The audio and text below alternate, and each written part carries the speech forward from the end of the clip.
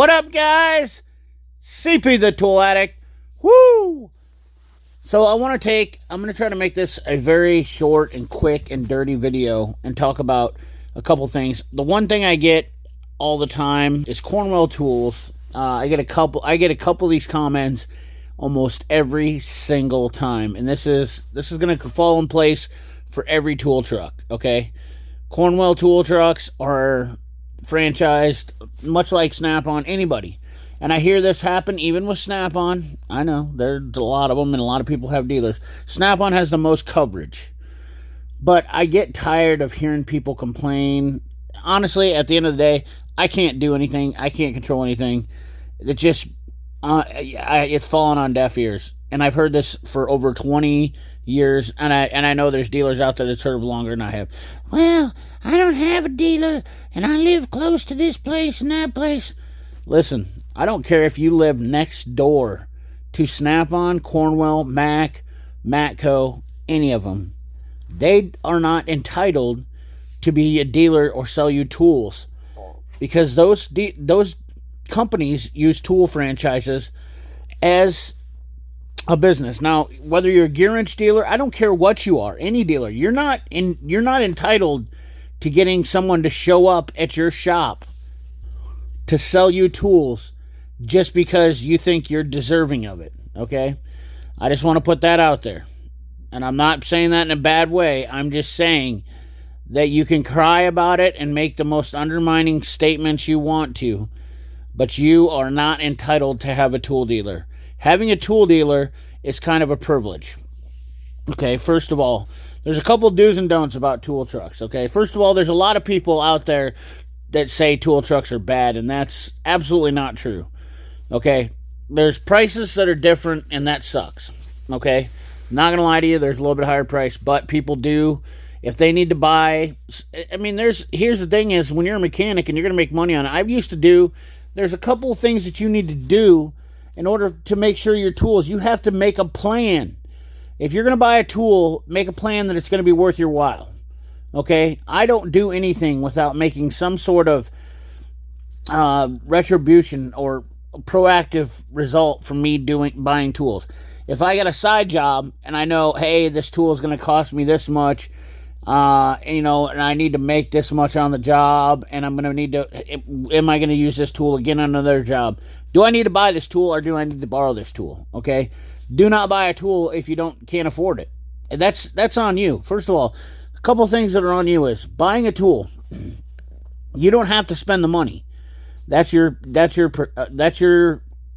right. Okay? Second of all, buying tools on credit, on like Snap-on credit, Mac Tools credit, any credit company is like a credit card. It's your job to read the fine print. So if you buy it and it's 23% interest, that's on you, okay? Because you don't understand how credit works. Secondly, don't get roped into buying a new toolbox. If you are not in a comfortable position in your life, do not buy a toolbox.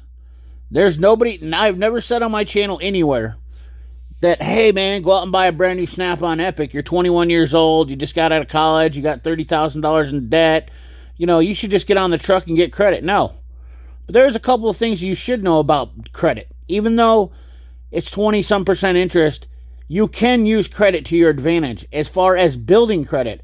I, in fact, bought my first house by using tool truck credit. That's right, folks. I used tool truck credit, and I didn't go out and buy a new toolbox. I put $350, my minimum amount, on tool truck credit that I could buy, and then I paid that off retroactively. Not right away, but I built credit with it, and I didn't put myself in debt. That being said, these are all financially smart decisions. There's a lot of information on the internet that you can talk about and listen to, and not everybody gives you great advice. And I tend to not steer towards giving people financial advice for these reasons. Do not think that you have to jump on a tool truck and impulse buy tools. Getting on there and buying a $400 cordless ratchet because your buddy has tools doesn't mean that you need to too. You need to be smart about your money and set yourself up to win. If you need a new cordless ratchet, you need to A, make sure that the next jobs that you got coming in are going to pay for it, and B, justify your tool purchases. That's right, fellas. Ladies and gentlemen, CP the Tool Addict justifies every tool purchase. I'll give you an example. For me to justify buying a Zeus scan tool, which I really want to buy, it doesn't fit my budget, and I won't buy one because I can't justify spending $1,300 a year for the service updates, and I can't justify spending the initial $14,000 on the scan tool because A, I don't have that kind of business coming in for that scan tool, and I have plenty of other scan tools that do the job, so I can't justify making that purchase. I reason with myself about these. Any tool truck that's out there is a great tool truck, and there's a great opportunity. Yes, there's bad dealers. There's bad dealers that don't run trucks properly. There's bad dealers that don't show tools. There's bad dealers that don't form. They get complacent, blah, blah, blah. We can go on for days. Any questions you have, I'd appreciate you leaving them down in that comment box. And don't forget to subscribe, like this video. But don't believe people that say that tool trucks are bad, because they're good American people that are out here working in a franchise. And the tool truck business is absolutely amazing. To be honest with you, it's one of my favorite things that I love doing. Problem is, there's just, with everything, there's bad. And I felt like I was in between a rock and a hard place. The company pushing me one direction and people not paying me in the other. I'm the man in the middle. I wasn't in control of my destiny as much as I wanted to be. Okay? But there's a lot of guys who are in control and do love it, and are very successful at tool truck business. It wasn't as fulfilling for me.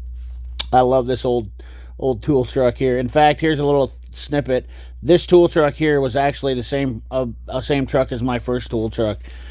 Just an old one like this, and it got the job done, and it was fantastic. If I had to start a tool truck again, I would have this tool truck right here as my tool truck, because, quite frankly, I love these van types. The window is key for making major sales. These trucks right here are just fantastic to me. I think they carry everything I need them to do. As far as an independent tool truck, I think they're a waste of money. That I do have a hard time being a part of or buying anything off an independent tool truck. I don't see these guys. That's why there's not that many of them out there. Some people have them, and that's fine. That's great. I don't feel Gear Wrench needs to provide a tool truck in my area, because I can get everything they provide off the internet. And quite frankly, the internet's going to kill those guys first, I think. But that's just me. They just don't have enough. They don't have enough clout in the game, in my opinion. So, but anyways, guys, that's the quick video I wanted to talk about. Hopefully I got the questions and answers done there. Like I said, don't complain about a tool truck not being in your area. There's a lot of factors that go into it. Whether you're Mac, Snap-on, Cornwell, or Matco, the reason why the tool truck isn't there isn't the company's fault. It's because the franchise route is open, and that means it's actually your fault and your fellow people that are in that area, because either they didn't support the tool truck, or for whatever reason, nobody can make business in that area. So if you want to complain about anybody, complain to all the people in your area. They're the real reason why there's no tool truck, because there's no business. Or just move to another area. So anyways, guys, remember, like, comment, share, subscribe. Ring that bell. Remember, keep your hands dirty and your money clean. Thanks for watching.